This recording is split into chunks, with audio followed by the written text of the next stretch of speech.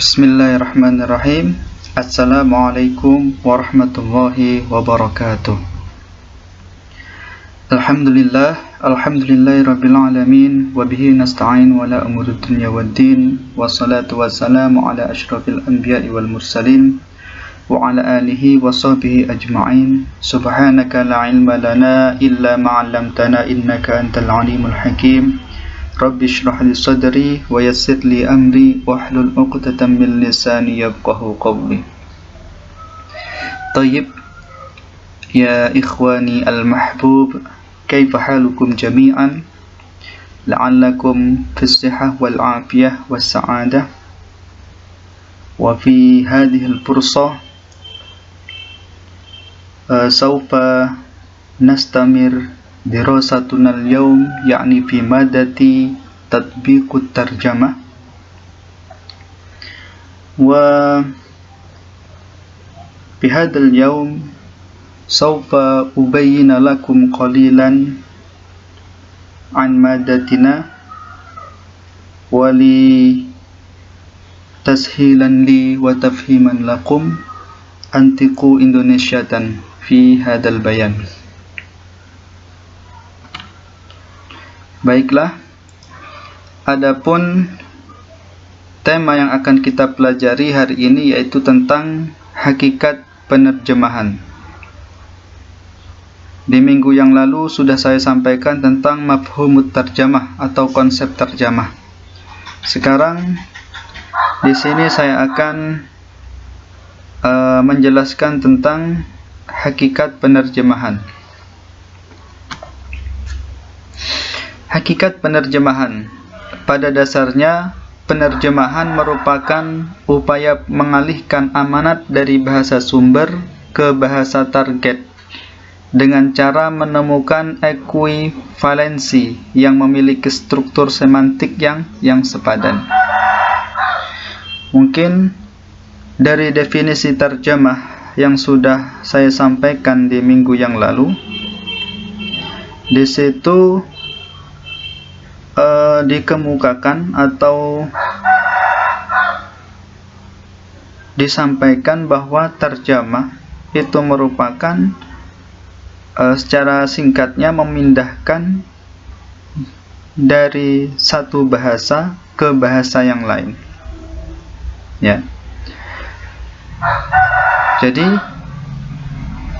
dalam hakikat penerjemahan, ya, di sini menurut Nida tahun 1994 di dalam bukunya mengemukakan bahwa proses penerjemahan biasanya melewati 3 tahapan. Ya. Yang pertama, tahapan analisis sebagai upaya memahami teks sumber melalui telaah linguistik dan makna, memahami materi yang diterjemahkan, serta memahami teks budaya. Yang kedua, tahapan pengalihan makna atau pesan yang termaktub dalam teks sumber. Yang ketiga, tahapan rekonstruksi sebagai upaya menyusun kalimat-kalimat terjemahan sampai diperoleh hasil akhir terjemahan dalam bahasa target. Ini merupakan dalam proses penerjemahan yang pertama, tahapan yang pertama yang dilakukan oleh seorang penerjemah, yaitu tahapan analisis sebagai upaya memahami teks sumber melalui lengah linguistik dan makna. Jadi, seorang penerjemah sebelum menerjemahkan bahasa sumbernya, itu dia harus menganalisa dulu, menganalisis dan memahami teks yang akan diterjemahkan ke bahasa tujuan atau ke bahasa lain, ya, sehingga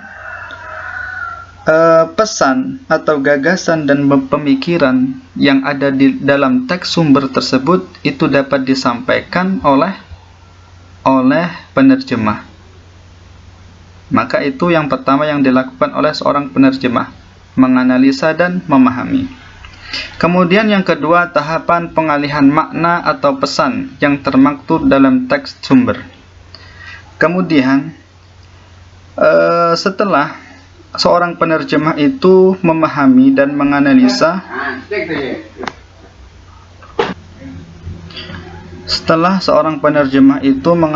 dan memahami makna atau pesan dan pemikiran dan gagasan yang ada di teks sumber, kemudian seorang penerjemah tersebut mengalihkan makna dan pesan yang termaktub dalam teks tersebut ke dalam bahasa tujuan. Kemudian yang ketiga, tahapan rekonstruksi sebagai upaya menyusun kalimat-kalimat terjemahan sampai diperoleh hasil akhir terjemahan dalam bahasa target. Jadi setelah seorang penerjemah itu sudah menemukan makna dan pesan yang tersirat di dalam sebuah bahasa sumber dalam teks sumbernya, maka seorang penerjemah tersebut merekonstruksi ulang dan menyusun kalimat-kalimat tersebut ke bahasa targetnya dalam bentuk terjemahan ke dalam bahasa target. Nah, dan di dalam tahapan-tahapan ini ada yang menambahkan yang keempat, yaitu mereview hasil terjemahan seraya melakukan perbaikan dan penyesuaian sampai terjemahan benar-benar mencerminkan amanat seperti yang termaktub dalam teks sumber. Jadi setelah seorang penerjemah itu menyusun terjemahannya ke dalam bahasa targetnya atau bahasa tujuannya, maka ada yang menambahkan itu, yaitu yang keempat, yaitu dalam tahapan mereview ulang. Artinya mereview hasil terjemahan yang sudah diterjemahkan, sehingga jika dia menemukan kesalahan di dalam proses penerjemahannya, baik dalam kata atau strukturnya, maka perlu diperbaiki ulang dan disesuaikan ulang dengan teks sumbernya. Maka dari sini dapat kita simpulkan, hakikat penerjemahan adalah merupakan proses pengungkapan makna yang dikomunikasikan dalam bahasa sumber ke dalam bahasa target sesuai dengan makna yang dikandung, ya. Jadi makna hakikat penerjemahan adalah seperti itu, yaitu menyampaikan makna, ya, yang ada di dalam bahasa sumber tersebut, ya, ke dalam bahasa target. Artinya seorang penerjemah itu mengungkapkan atau menyampaikan ulang makna dari bahasa sumber, makna atau pesan atau pemikiran dari bahasa sumbernya ke bahasa targetnya atau bahasa yang ingin digunakan dan di dalam penerjemahannya. Kemudian selanjutnya, kegiatan penerjemahan paling tidak melibatkan yang pertama, penulis, ya. Penulis yang menyampaikan pesan, gagasan dan pemikiran dalam bahasa sumber.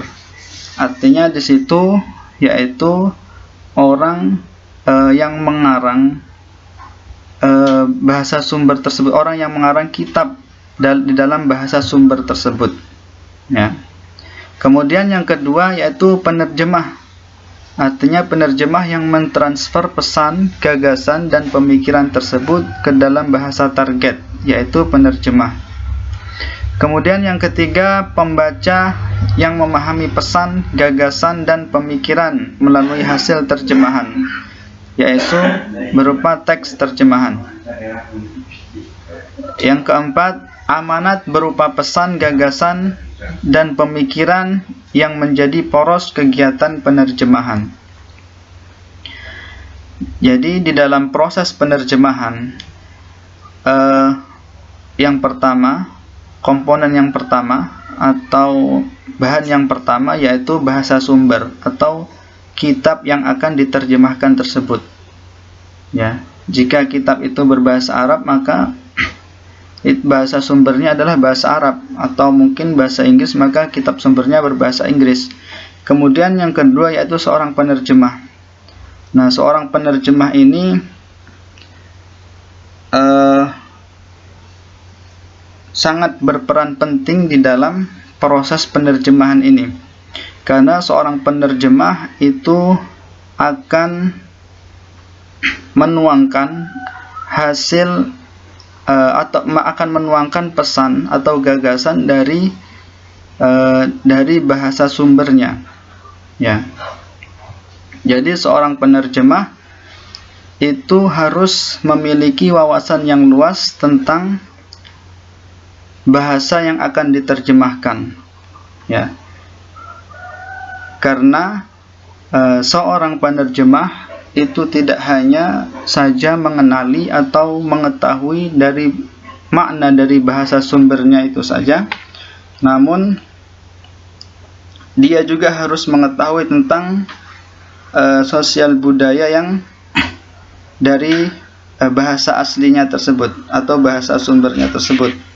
Ya, sehingga di dalam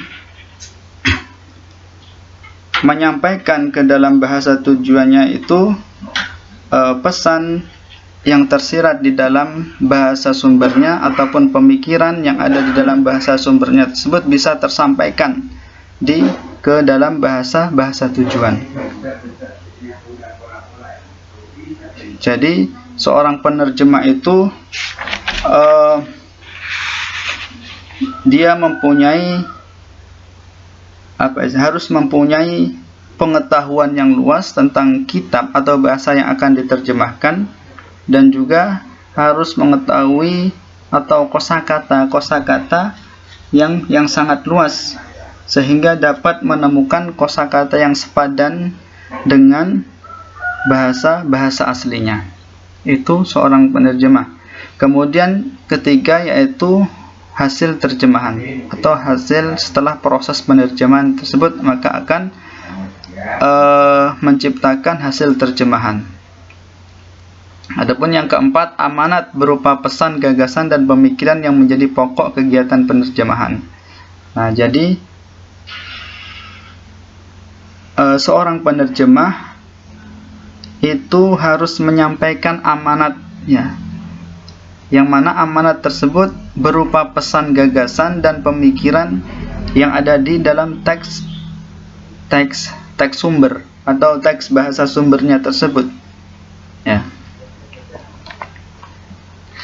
Nah, di sini tugas penerjemah adalah mentransfer pesan ke dalam bahasa target. Transfer dilakukan dengan cara merekonstruksi pesan teks sumber ke dalam teks terjemahan. Ya.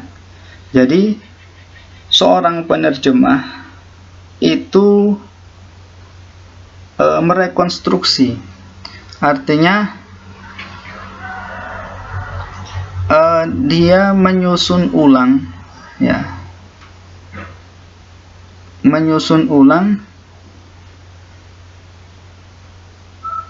dalam menyampaikan pesan, ya, dari sumber yang pertama itu dengan gramatikal atau susunan kata yang dituangkan ke dalam bahasa tujuan.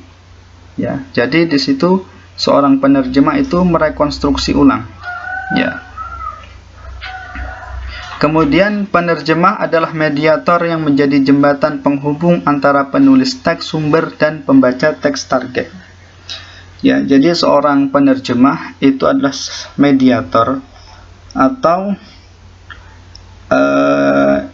yang mana mediator tersebut yaitu menjembatani di dalam menuangkan pemikiran atau di dalam menuangkan pesan dari bahasa sumbernya.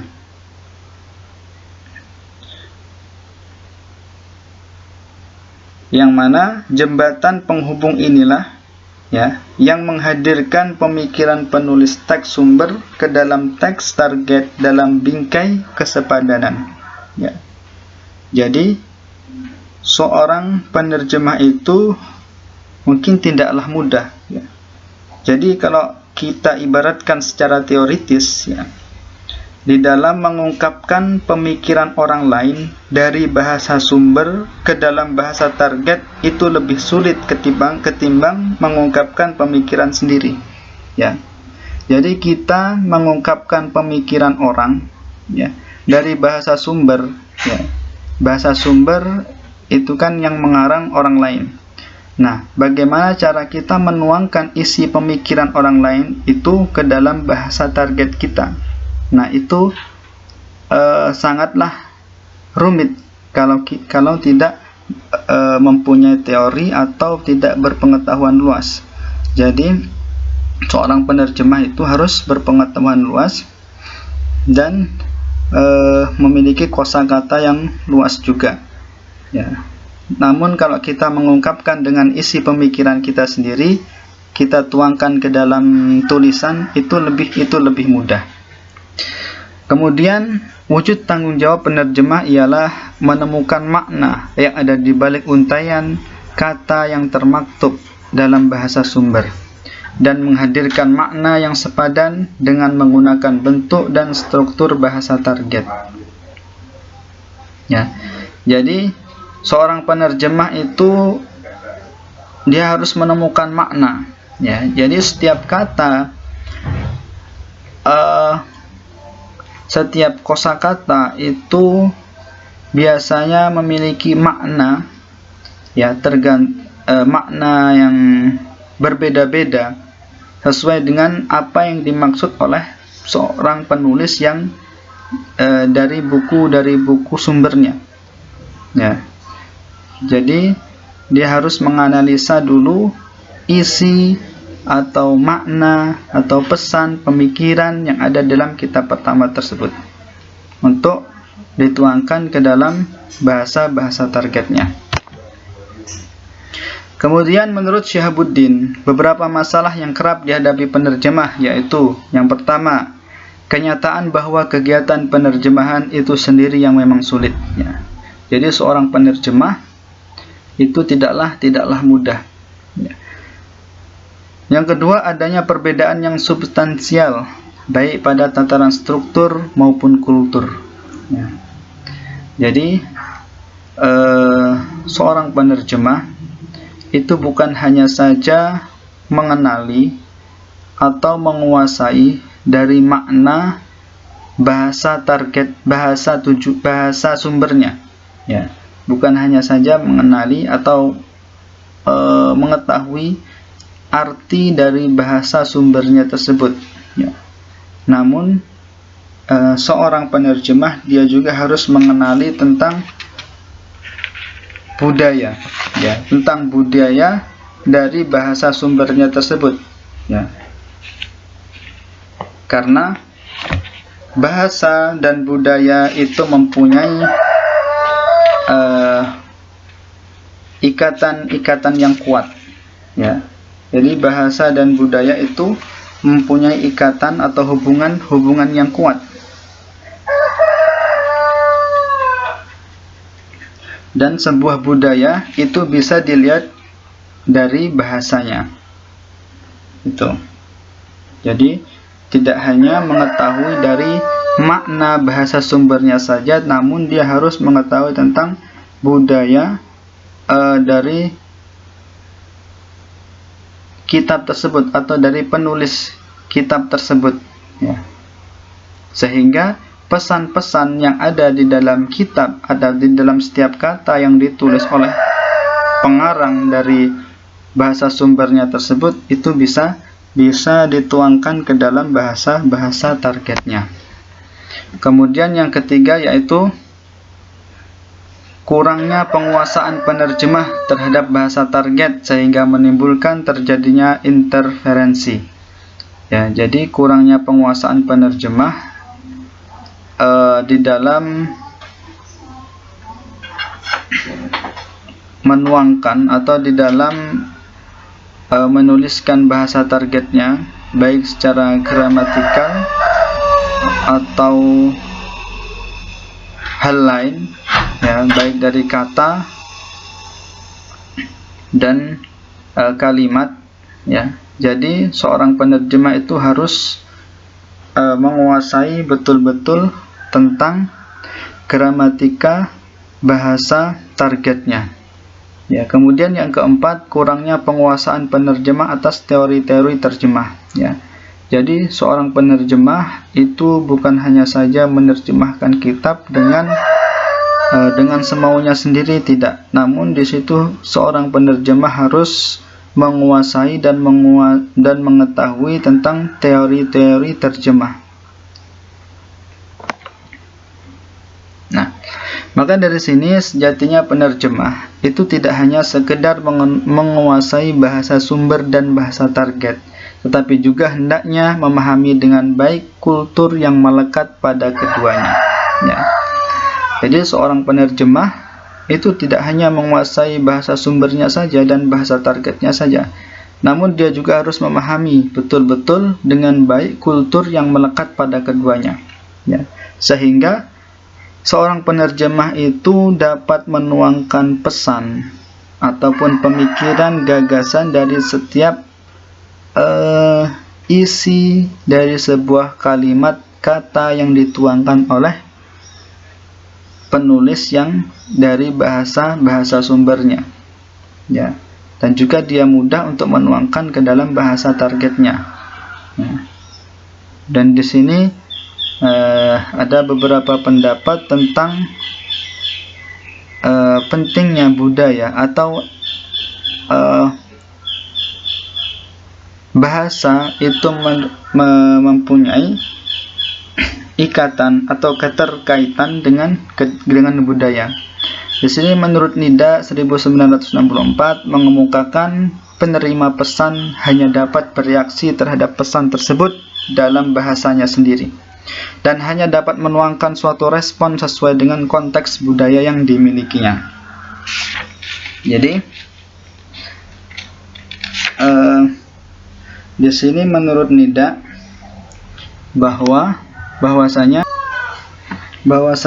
seorang peran penerjemah itu bukan sekedar menumpangkan struktur budaya sumber pada struktur budaya target atau sebaliknya, tapi juga mesti menyusun, ya, kembali dan menyelaraskannya ke dalam kerangka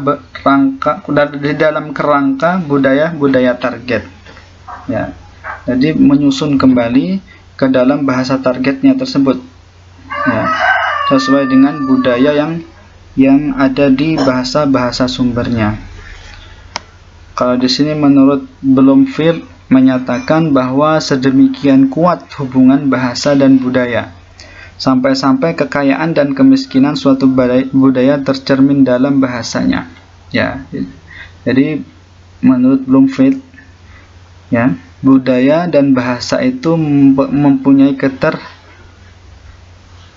keterkaitan yang sangat kuat, ya. Sehingga miskin atau kayanya budaya itu bisa dilihat dari bahasanya, itu menurut Bloomfield, ya. Mungkin cukup sekian yang dapat saya sampaikan dari penjelasan saya terkait tentang